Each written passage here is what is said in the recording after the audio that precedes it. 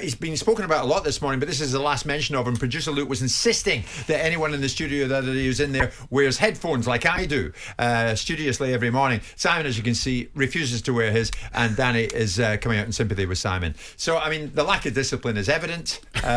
You can take from that what you will. Maybe we need a list of rules. Talking about that, Mr. Murphy, you couldn't have taken me to it any better than that. What a segue. Danny, thank you for that. I'm learning from the best. You don't need headphones to take me to this perfectly, and you've just done it. Erik Ten Hag at Manchester United. They all fly off to Bangkok today. Well, not all of them, because Ronaldo's not going. But we have uncovered a list of do's and not do's from Mr. Ten Hag. Amongst other lists of what I don't want you to do is this: any player late to training or team meetings will be dropped without exception. Drinking alcohol during a match week is banned. Well, I mean, there's going to be so many games. That would mean every week, which would mean the season probably. Players cannot have their own personal chefs, and all players must use the canteen at Canteen as their main source for meals. And this is a belter. All player grievances have got to be run past him instead of going to agents. Mm-hmm. No agents.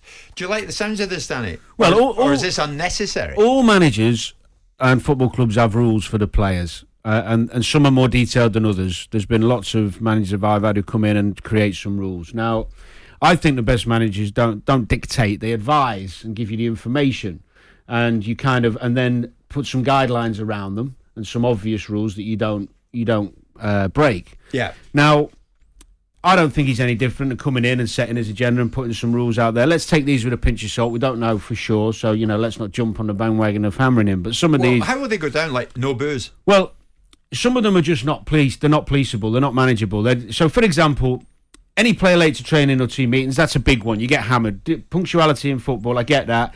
Dropped without exception is excessive. I mean, your kid can be ill, or I've been stuck on a road before where there's been fatalities, Eddie, and the police aren't letting you through. That happened minutes before. You can't cater for those that. Are exceptional circumstances. Yeah, but it says no exceptions. Well, so it does. There has to be exception. That's nonsense. There has to be exceptions, especially if your best player's late. What are you going to do? Drop him, the lad who scored. So is this unworkable? Rule number one, unworkable. It's just a bit excessive. So pinch your salt with that. Depends if we haven't nuanced it. Yeah, I mean, if a player rings in to the club secretary or whatever, says, I am literally stuck on the side of a road. That's what happens sometimes. Then you'll see perhaps a different dynamic. But if there's no without exception doesn't work. Probably not. Drinking alcohol during a week. Well, look, the best players in the world at the biggest clubs, they manage their bodies and when they drink don't very well to be at the level they are. If you're going to turn around, how are you going to police a player who decides to have 2 glasses of wine after a tough game to wind down when he's playing again in 3 or 4 days? You're not going to be able to police that nonsense. That's just players looking after themselves, which at Man United generally they will be. So you don't need telling not to. Did you ever have a season at Liverpool? Do you ever go through a season? This sounds crazy, but I'll ask it. That you didn't touch alcohol? Probably had 1 or 2 where I had very few drinks. Yeah, we were playing that often. So is this unworkable, this rule? It's just not necessary. You're preaching to the converted with that rule. You can't manage that. You can't police it. So nonsense. That's ridiculous. You would say it to the players. Look, lads, come on. If we want to be successful, you've got to take care of yourself, and you get the sports science, nutritious, you give them all of that, and you educate yourself to know not to drink because it's going to be detrimental. You're going to lose your place. It's not, you deal with, the top players do that themselves. So the chef's one is the one that's a bit, again, pinch of salt. Players cannot have their own personal chefs. Well, it's a bit of a contradiction, really. If you're having a personal chef and you're going to fund that yourself, you're going to have better food, better fuel going into your body. Who cooks your meals at home in the evenings? How are they going to police that? It depends what he's referring to. It depends if players are coming into the training ground and refusing to eat in the canteen because they want to be able to eat their own food. He can't go home and suggest, if these guys are multi-millionaires, right? Yeah. They're going to have their own housekeepers. They're going to have their own people at home. So he's not going to sit there without people being cooked for at home, is he? So he's probably talking about the dynamic of what they do within the confines of the building. Mind you, we could be talking about you here, because look at what you've got around you. I snub the canteen on the 14th floor where we go religiously. I think Ten Hag's right in encouraging players and making sure they have their. We used to get this at Liverpool in the early days.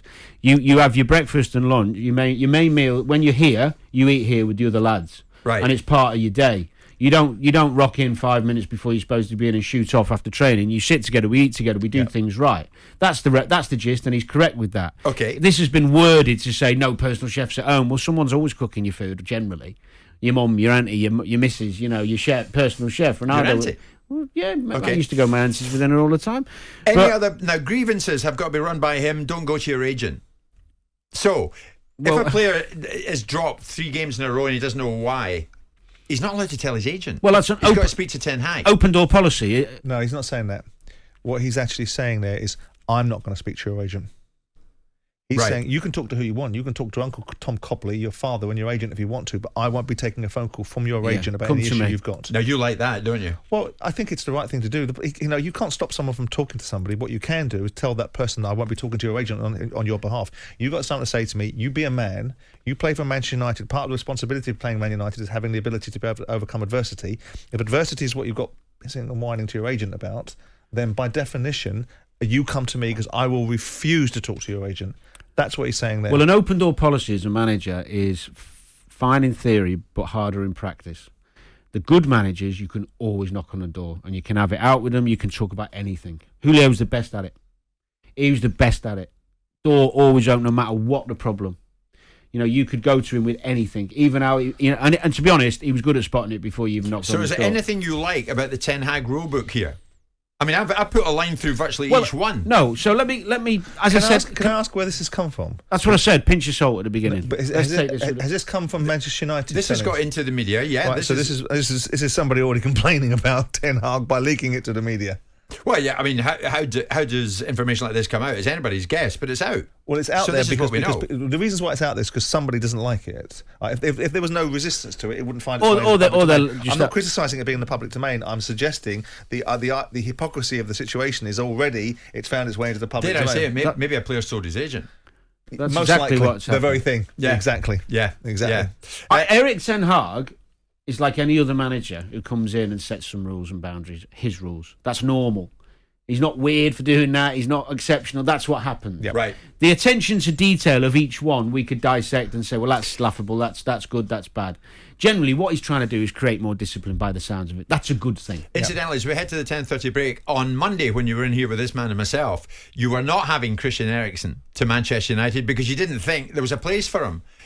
Christian Eriksen, we hear, is heading to Manchester United. Hold on. Let's not put words in my mouth. That's what he said, wasn't it? No, I'm not. He didn't quite say that. He said he didn't think that it was an exciting signing for Man United and he wouldn't be a predominant starter. Yeah. I like Eriksen. Yeah. Super technician, good footballer, adds quality to their squad. And they need that.